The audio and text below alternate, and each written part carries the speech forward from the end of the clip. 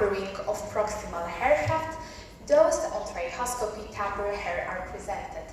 Taper hair are normally long hair with taper proximal end, and while distal end is not visible on trichoscopy on examination field.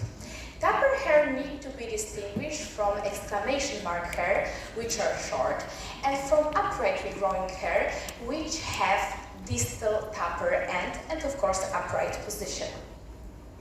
When taper hair is exposed to trauma, of course it can break off, and on trichoscopy once again black dots will be present. When inflammation is stopped, hair can continue to grow, and in this case tapering will reverse, and on trichoscopy broken hair can be present.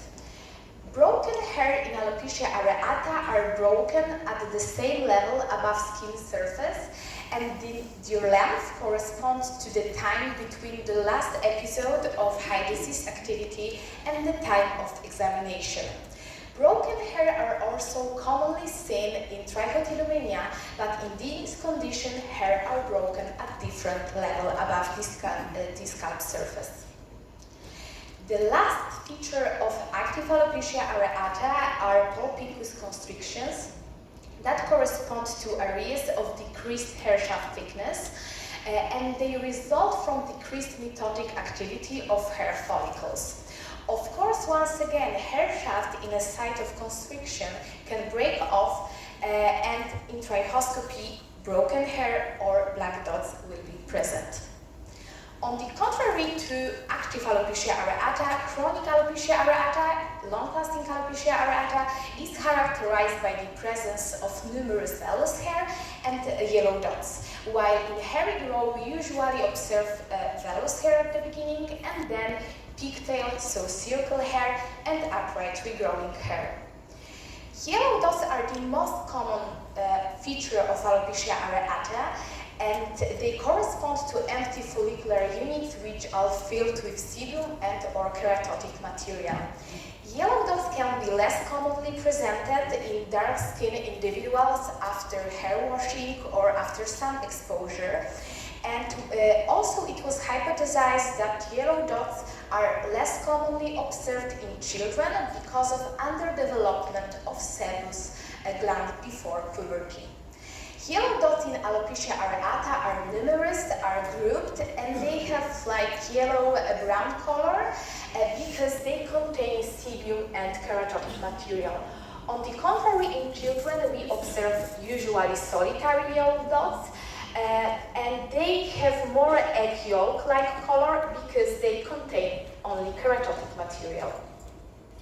Yellow dots can be also present in other forms of hair loss, such as androgenetic alopecia, and in this case we observe solitary yellow dots between a normal or miniaturized hair shaft. Moreover, we may observe yellow dots in dissecting cellulitis, and in this condition, yellow dots commonly are presented as 3D soap bubbles containing dystrophic hair shaft in the central part.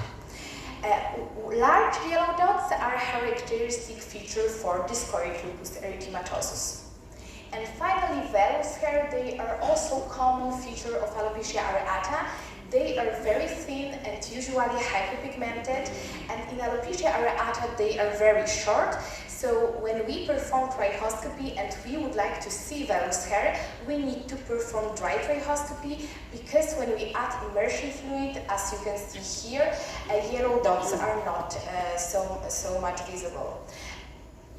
Oh, here. Of course, we need to distinguish vellus hair from upright regrowing hair. If you see on this picture, it's very difficult to find vellus hair. They are very thin, and it's difficult to distinguish the proximal from distal end.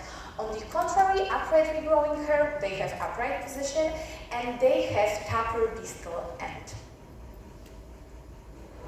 So now I would like to show you a few examples of alopecia areata mimics and how trichoscopy can help us to establish the correct diagnosis.